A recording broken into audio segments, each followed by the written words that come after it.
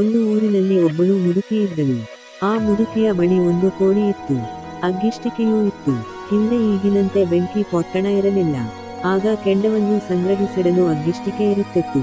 ಬೆಳಗ್ಗೆ ಊರ ಜನರು ಅಗ್ಗಿಷ್ಟಿಕೆ ಇರುವವರ ಮನೆಯಿಂದ ಬೆಂಕಿ ತೆಗೆದುಕೊಂಡು ಹೋಗಿ ತಮ್ಮ ಮನೆಯಲ್ಲಿ ಒಲೆ ಉರಿಸುತ್ತಿದ್ದರು. ಆ ಮುದುಕಿ ಬಳಿ ಇದ್ದ ಕೋಳಿ ಎಲ್ಲ ಕೋಳಿಗಳಂತೆ ಸೂರ್ಯ ಹುಟ್ಟುವ ಹೊತ್ತಿನಲ್ಲಿ ಕೂಗುತ್ತಿತ್ತು. ಅಜ್ಜಿ ತನ್ನ ಕೋಳಿ ಕೂಗಿದರೆ ಬೆಳಗಾಗುವುದು ಎಂದು ತಿಳಿದಿದ್ದಳು. ತನ್ನ ಕೋಳಿ ಇಲ್ಲ ಅಂದ್ರೆ ಈ ಊರಿನಲ್ಲಿ ಬೆಳಕೆ ಆಗೋಲ್ಲ. ತನ್ನ ಅಗ್ಗಿಷ್ಟಿಕೆ ಇಲ್ಲ ಅಂದ್ರೆ ಈ ಊರಿನಲ್ಲಿ ಯಾರ ಮನೆಯಲ್ಲೂ ಒಲೆಯೇ ಉರಿಯಲ್ಲ ಎಂದು ತಿಳಿದಿದ್ದಳು. ಇದರಿಂದ ತುಂಬಾ ಜಂಭ ಮಾಡುತ್ತಿದ್ದಳು.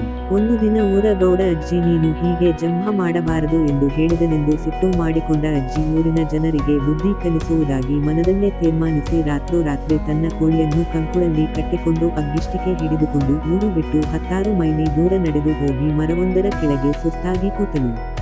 ಕೋಳಿ ಮುಂಜಾನೆ ಎಂದಿನಂತೆ ಕೂಗಿತು. ಬೆಳಕು ಹರಿಯಿತು. ಓಹೋ, ಇಲ್ಲಿ ನನ್ನ ಕೋಳಿ ಕೂಗಿದ್ದರಿಂದ ಬೆಳಕಾಗಿದೆ. ಆ ಊರಿನ ಜನ ಕತ್ತಲಲ್ಲಿ ಒದ್ದಾಡುತ್ತಿರುತ್ತಾರೆ ಎಂದು ಬೀಗುತ್ತಾ ಕೂತಿದ್ದಳು. ಸೂರ್ಯ ನೆತ್ತಿಯ ಮೇಲೆ ಬರುವ ಹೊತ್ತಿಗೆ ತನ್ನೂರಿನ ಪರಿಚಿತನೊಬ್ಬ ಗಾಡಿಯಲ್ಲಿ ಬರುತ್ತಿರುವುದನ್ನು ಕಂಡು ಗಾಡಿ ನಿಲ್ಲಿಸಿ ಕೇಳಿದಳು, ಏನಯ್ಯ ಇವತ್ತು ನಿನ್ನೂರಲ್ಲಿ ಬೆಳಕಾಯಿತಾ? ಆ ಊರ ಜನ ಒಲೆ ಹಚ್ಚಿದರ? ರೈತ ಹೇಳಿದ, ಏ ಅಜ್ಜಿ, ದಿನ ಬೆಳಗಾಗುವಂತೆ ಇವತ್ತು ಬೆಳಗಾಯಿತು. ನೀನು ಊರಲಿಲ್ಲದ್ದು ನೋಡಿ ಬಿದುರಿಗೆ ಬಿದಿರು ಉಜ್ಜಿ ಬೆಂಕಿ ಸೃಷ್ಟಿಸಿದೆವು. ಊರೆಲ್ಲ ಒಲೆ ಉರಿಯುತ್ತಿದೆ ಎಂದ. ಆಗ ಅಜ್ಜಿಗೆ ಅಚ್ಚರಿ ಆಯಿತು.